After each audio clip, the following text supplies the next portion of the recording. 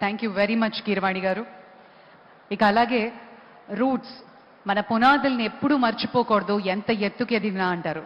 అలాంటి బలమైన పునాది ఈటీవీతో మొదలుపెట్టారు. మరోసారి ఆస్కర్ స్థాయికి వెళ్ళి మనందరినీ కూడా చాలా తెలుగు వారిగా గర్వపడేలా చేశారు మన రాజమౌళి గారిని మాట్లాడవలసిందిగా సవినయంగా కోరుతున్నాను.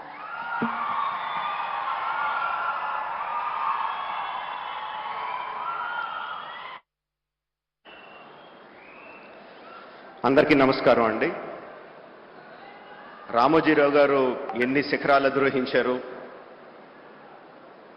ఆయన అధిరోహించడమే కాకుండా ఆయనతో పాటు ఎంతమందిని చేతులు పట్టుకొని ముందుకు తీసుకెళ్లారు, పైకి తీసుకెళ్లారు, రాష్ట్ర ప్రజల కోసం ఎంత చేశారు అన్నది ఇప్పటి వరకు నా ముందు మాట్లాడిన వక్తలందరూ చెప్పారు. ఆడియో వీడియో విజువల్లో కూడా చూసాం, తర్వాత కూడా ఇంకా చెప్పబోతారు. అంతకన్నా నేను ఎక్కువ చెప్పగలను అనుకోవట్లేదండి, అంత సాహసం చేయట్లేదు. ఒకటే అడుగుతున్నా అండి, అంత చేసిన రామోజీరావు గారికి మనం తిరిగి ఏం చేయగలం? 100% అండి.